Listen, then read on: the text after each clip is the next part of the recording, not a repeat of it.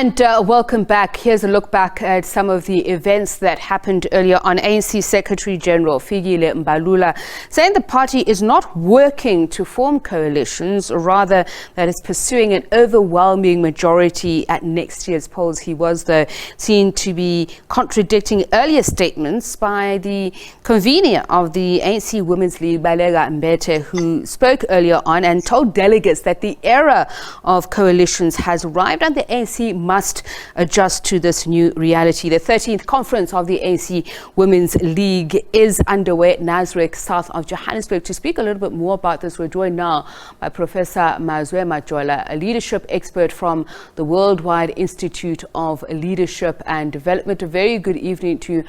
Thank you so much for speaking to us. Just if one is looking at the ANC's political or organizational report, I just want to make sure that I get it correctly, that which one it is in particular. It's the discussion document rather, but it reflects on the Women's League or the women's movement and the struggles by women within the movement as being virtually unseen and not really given the requisite acknowledgement within the party. What are your thoughts, and where does it put the party now? Does it still bear relevance as a force within the party that could actually bring about constituents to the polls to vote for an overwhelming majority for the ANC? Yeah, good evening, Tsepiso. Thank you very much.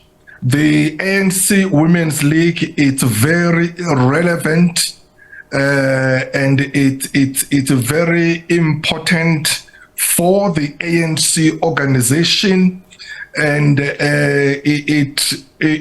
because remember that women is a majority, not only for the ANC as a party, but also for the country. So you've got to want to stabilize that structure, because it's a very, very important structure within the ANC.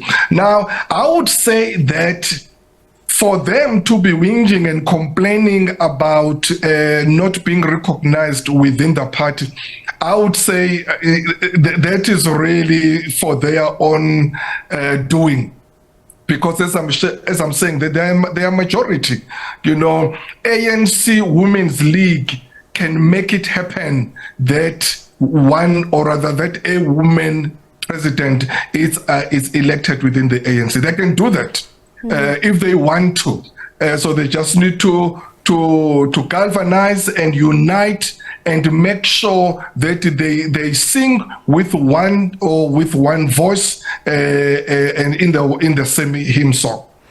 They reflect on their history as forming an indelible part of the progressive forces within the party. And they also talk about the challenge of dismantling patriarchal power relations, saying the damage has been deeply ingrained in the subconscious in us as human beings. So I'd imagine that therein is a fair point. So you can't necessarily give yourself recognition, you can't exactly give yourself kudos.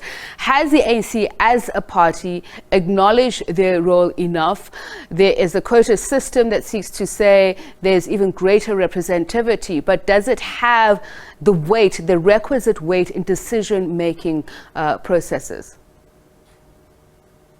So the leadership that they are going to elect tonight makes it very, very important, because those are leadership issues.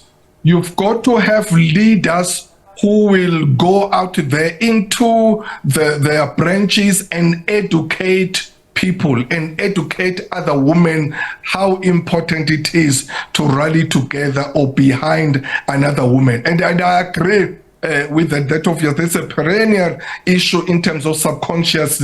Many women, they're still living in that patriarchal mentality. However, The people who must inspire and motivate those young people are the leaders, the people that they are going to elect tonight. So that's very important, that the people they are electing are the people who will transform the ANC and also transform society and the whole country. That is very, very important. Otherwise, you're always going to complain, but you must make it happen. As I'm saying, that they've got to make sure that they go out there, door to door, branches to branches, and educate people and galvanize the young women to join the ANC Women's League. They must make the ANC Women's League fashionable. They must make the ANC Women's League appealing and attractive to people so that they can join. And what would make it attractive? I just want to look at some of the things that they themselves have reflected on: gender-based violence and femicide, for instance, human trafficking. These are the things which has become a big problem in South African society, has been topic of conversation for quite a while, particularly in terms of policy directives for the governing party. There's horse trading going on at the moment, negotiations from lobbyists. We're told the Batabile Dlamini camp, the Tembega Mkhulu camps are trying to come with some sort of consensus against another person who's contesting the presidency, that of Sisito Lashe. But what kind of leadership would be a driving force to making sure some of these policies are enacted and are in fact effective? Well, they must go for ethical leadership. They must go for integrity, for someone who will be respected out there when they announce or when they launch this person or parade this new president. People must, or rather this person must inspire confidence to other women, as I'm saying that especially the young generations, so that they can say, oh wow, would like to join this organization. Leadership is exemplary. People must just see that it's a person worthy to be to follow. Secondly, obviously, they must tackle women issues, as we are saying. Their market are the women, so they must tackle, they must identify those women issues they can work on, and then they must be out there and work. Leadership, it's about action. It's not about talking and make promises and commitments without any action. So it's very, very important that within a very short space of time, they must launch themselves and show that we've now arrived and we mean business, and then we are here to tackle the women issues. So please, every woman in South Africa must rely or must depend on us and must trust us. But also, they must deal with the race issue. Unfortunately, ANC as an organization has been found wanting when it comes to the race issue. So they must address that issue as well. No racialism aside, Professor Majola, I'm just wondering, as I'm listening to you say, they must speak to a constituency that is women. But are we not, if we're talking about leadership here, being a reductionist about the contribution that women can make in society? They talk about the district development model, for instance, on how they can rally communities. Are we saying that the influence of women, the weight they carry in terms of the demographics in this country, should only be directed at women and women's issues? Are women themselves not leaders in their own right?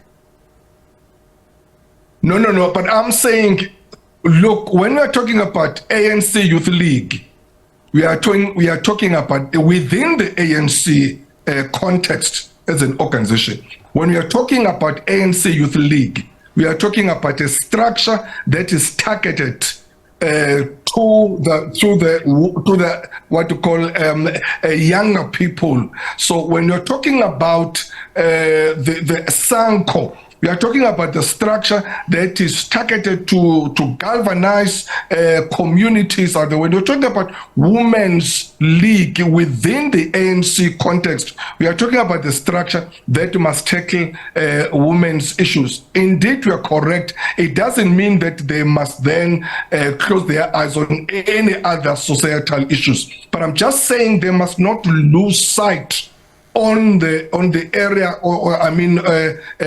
of focus. They must stay in their lane and then make sure that women who are out there are complaining about poverty, about unemployment, about GB, gender-based violence, and about all many social ills. Women, they must say that we will tackle that, but obviously we will also work with men, because we are not saying it must be a woman issue alone, but they must target those progressive men who will work with them, and then make sure that they don't lose sight on the issues of women. So I was just talking about within the ANC structure.